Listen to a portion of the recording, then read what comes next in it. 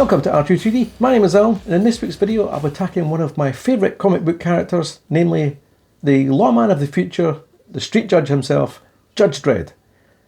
And this particular model of Judge Dredd is made by the people at CA3D Studios. I'll leave a link in the description below.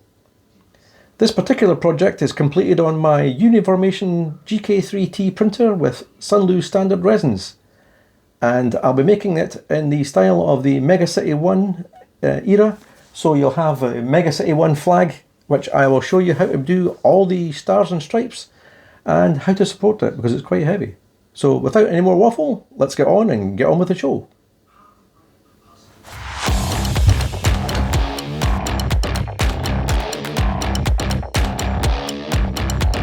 Here you can see how I fill small breather holes in the models. I place the holes in places where they won't be seen and then use the same resin as made the model in a small squeezy bottle and cure it with a UV pen. For any areas where I need it to be flat with the model, I apply a little water and sand it down with a sponge-backed sanding block. This helps even out the pressure I apply on it and gives it an even finish. For the magnets, I make the holes 0.1 of a millimeter bigger than the magnet itself and push them in nice and tight and then cure the part in my curing station. You'll notice the direction that you insert the magnet means the opposite end goes in the other model part. I find this is a fail-safe way of orientating the magnets. For filling in larger gaps between parts, I've recently been using Elegoo's UV Putty and I have to say it's pretty good. I use a silicone spatula to smooth it into all the gaps and then clean off the excess and cure it with a UV pen. For the gold shoulder parts, I started off by priming them with Vallejo Primer Black. This is not only to prime the part but also to provide a good depth shadow effect for the gold paint. I use Decco coloured gold and paint it on with a paintbrush. This stuff is excellent and I never use anything else. For these parts I wanted to maintain the black in the recess areas and so I painted the parts with an edge painting technique where I brushed the paint on in a downward stroke only to apply the paint on the surface and not in any of the lower recess areas. This preserves the detail in the model that you would lose if it was all painted gold.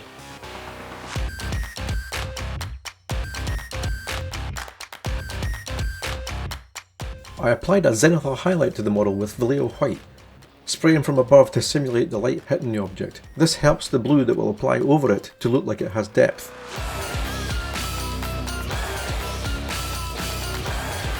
For the base colour of Dredd's uniform, I used a Vallejo Imperial blue and applied that all over the areas that will eventually be blue. At this point you don't really need to worry about the other coloured parts as they will get dealt with later. You want to apply the blue in a thin enough layer that it won't overpower the Zenithal, but thick enough that you won't see the white shining through. For the shadow areas of his blue uniform, I used a Vallejo Continental Blue, applied from a low angle to simulate the shadows. I'm just looking to emphasise the depth here with this pass and spray into the creases and undersides of the model.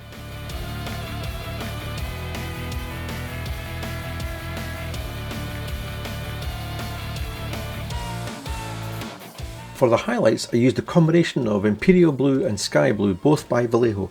This is again applied from a high angle and you'll notice that I don't apply it to the shoulder tops as they are meant to be darker as they will be under his shoulder armour parts.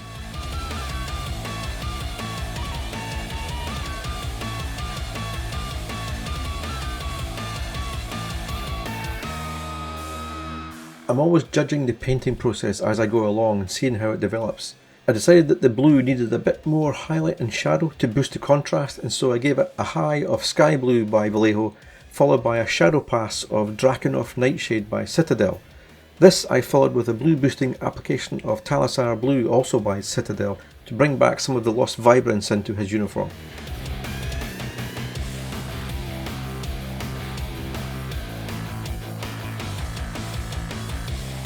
For his Daystick, I wanted it to make it look like it was well used, so I gave it a base of dark grey. I forget which one, but any dark grey would do. And I painted the holster the Camo green, which major parts of his uniform are painted, and then applied some use wear and tear with a lighter Army Paints deep grey to make it look like you'd beat the daylights out of someone.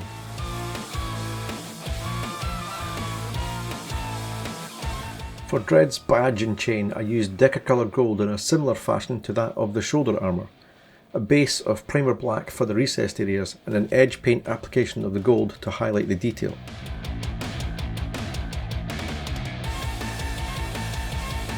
For all the green parts of Dredd's uniform body armour, I used a combination of Vallejo's Panzer Dark Grey and Army Paint's Camouflage Green, mixed about 50-50.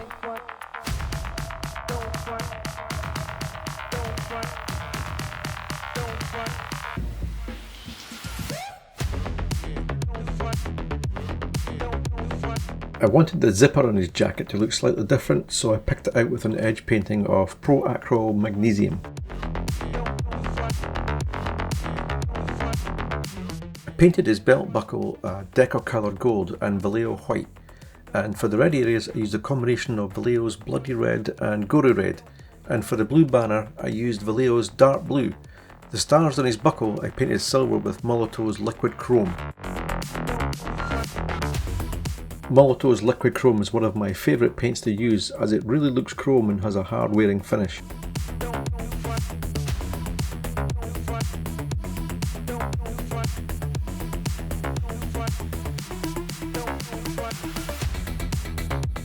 I gave a shadow pass of Panzer Dark Grey over the green parts of his outfit with an airbrush application before going in with the same colour mixed with black for detail painting parts of his armour. Here you can see I'm filling in the straps and dark areas of his gloves to help define their shape and the material that they're made of.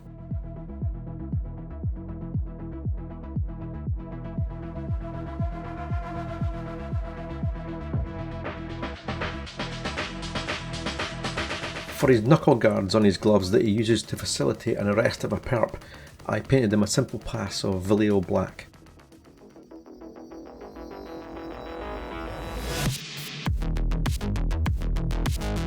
I painted the remaining straps and darker parts of his armour with Panzer Dark Grey and black from Vallejo, and then painted the soles of his boots with a much darker version of the same combination.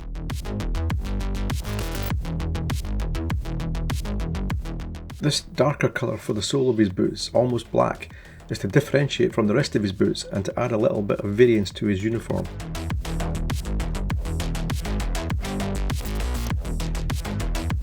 For the metal parts of his boots, like the clasps, buckles and fixtures, I used Vallejo's gunmetal paint.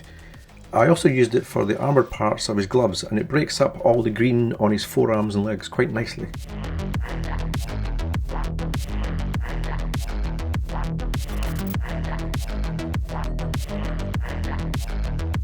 Now at this stage he's still looking way too clean and tidy. He needs some wear and tear. So for his armour parts I used an edge painting almost dry brush approach with Army Paint's Camo Green and Vallejo's Panzer Dark Grey, applied to all the parts where he would see the most action. And I also used this colour combo to paint his belt and braces for all his utility bags.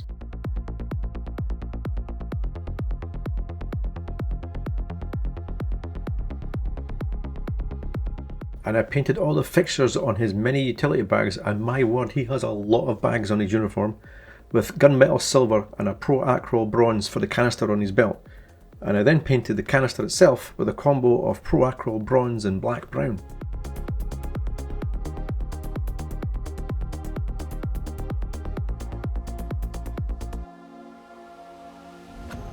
For Dredd's Lawgiver, I gave it a base of Vallejo black and highlighted the top parts with Vallejo silver, which I must have forgot to record for some reason. I painted the bullet cases in the magazine with a nice shade of bronze by ProAcryl.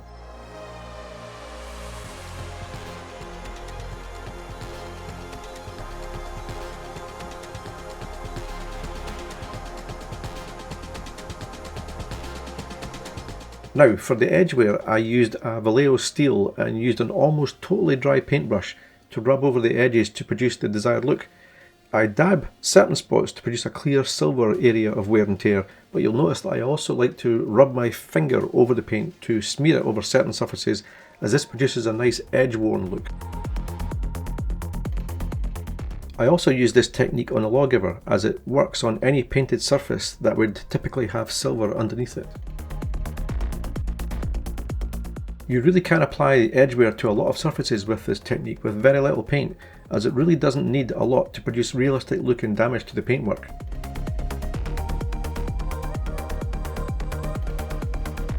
Here I'm even giving his steel toe cap boots an application of edgewear with the same paintbrush load of almost dry paint. I think in this entire process I only reloaded the brush 2 or 3 times with a very dry brush.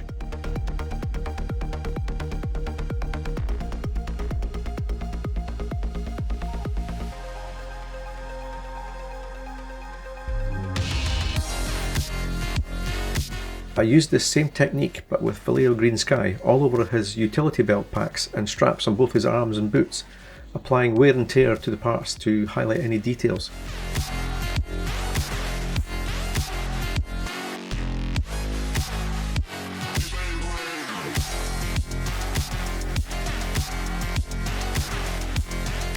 And to continue in this theme, I edge painted highlights over his blue uniform to bring out the fabric's texture and to add light to the uniform's colour. And I painted this highlight with Vallejo Sky Blue.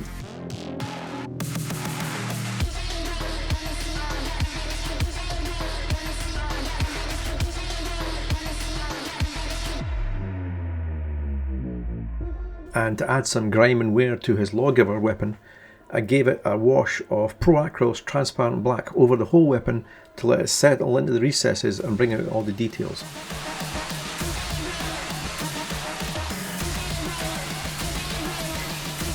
On to the base parts next. After a base primer of Vallejo Primer Black, I gave certain areas a going over with ProAcryl's Black Brown and then gave it a quick drying with my trusty hairdryer to accelerate the drying process.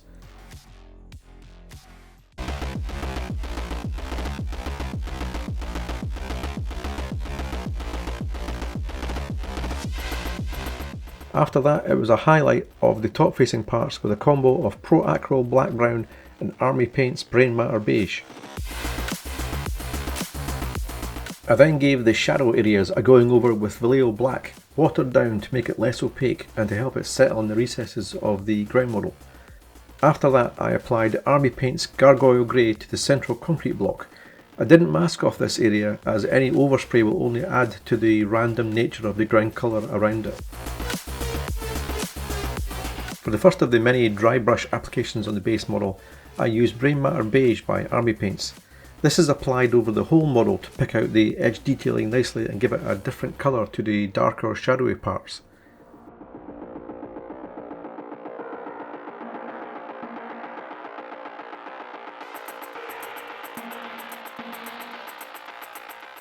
I then gave the model a random spraying with Reikland Fleshshade by Citadel to give the ground some random colour changes.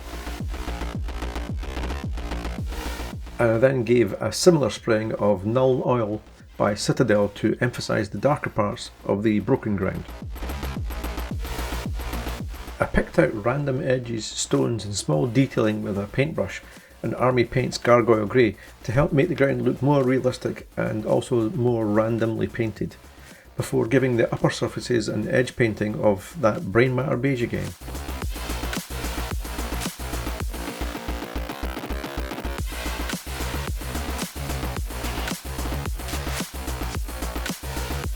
And now on to Dredd's skin tones, which, it should be said, are rugged and more on the briny side of skin tones as he's always outside. So I began by going over the Zenithal highlights with Warlord Purple. Next was a shadow area pass of Transparent Red by Vallejo. I chose this as I don't have any ink at the moment. I chose a slightly darker mid-tone for the skin base with an Army Paints Ruby Skin. This should help give him a more rugged tone, before going over the shadowy parts with Army Paints Agate Skin. I'm trying to build back up my palette here after having to start again recently, and Army Paints skin shades are really nice in my opinion if you can't always get Vallejo. To add to his tanned appearance, I gave him a pass with Reikland Fleshshade by Citadel. This is a great paint for toning down the pinkish nature of any skin tones. I then gave him a highlight of Vallejo Pale Flesh, one of the few Vallejo skin shades I have in my palette now, before breaking out the big guns with Orcish Demis for the lower skin tones in his face to bring back just a hint of colour. I then gave him a 5 o'clock shadow with Citadel's Nuln oil just over his chin and cheek area to make him all rugged looking.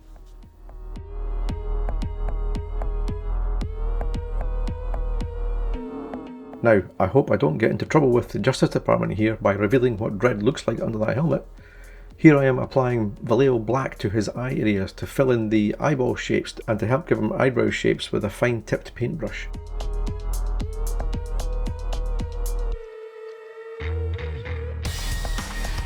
I use Brain Matter Beige for the eye white parts, as pure white would look odd and it ends up giving a starey expression that you really don't want. Holy crud, they got to me! The Justice Department strikes again to hide Dredd's identity. Damn it! Well, at least I can tell you that his eyes are actually... Well, at least I can show you how I made his helmet. I printed it off in Anycubic clear resin, and I'm going to paint the black with Vallejo black from the outside and leave his visor clear for painting from the inside later. I painted several layers of brain matter beige over the black so that I can then paint red over the top of that, as red over black doesn't work very well. For the red flashes over his helmet, I painted it with Vallejo's Bloody Red, which seems apt given Dredd's nature, eh? This produces a lovely vibrant red shade over the base brain matter beige and goes on really nicely in one smooth application.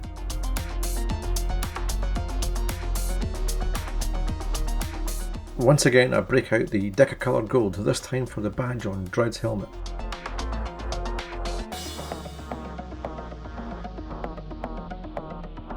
Now, when I said earlier that I was painting his visor from the inside, this is what I meant. I applied a thin layer of watered down Vallejo black inside his visor and masked off a small strip along the bottom of the visor to remain clear. You can see here how you can still see through the layer that I sprayed. So when I apply gloss varnish to the outside, it looks more glass-like, like a proper visor, and not at all as if it had been painted over it. I then masked off the visor and applied satin varnish to the rest of the helmet to make it look more like his helmet. And now for the flag. Because of the sheer weight of the flag and it's so high up, it's really going to bend over time if it's only made out of resin.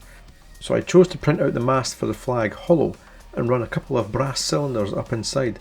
This should help support the resin and hopefully stop it from bending over quite somewhat. I then gave the flag and the mast a Zenithal highlight to help with the shading of it. Here you can see the layer of the masking tape I used to define the stripes on the Mega City 1 flag. You will get bleed under the tape in places, and that's just going to have to require touching up afterwards. I sprayed the flag only from one side at a time and masked off the backside completely to apply the red stripes. Yeah. Here you can see the result of the masking tape as I peeled it off. It worked fine for 99% of the stripes, but it did bleed under in certain places where the surface was irregular. I touched up those parts with a paintbrush and then did the same for the other side. For the star area, I bought a set of sticky stars of varying sizes off Amazon and stuck them to the blue area of the flag and oversprayed them with an application of Vallejo dark blue. With the rest of the flag taped off, I could paint both sides this time. These stars worked perfectly. They actually required no painting afterwards, and I was amazed that they worked so well. They even picked off with a scalpel quite easily.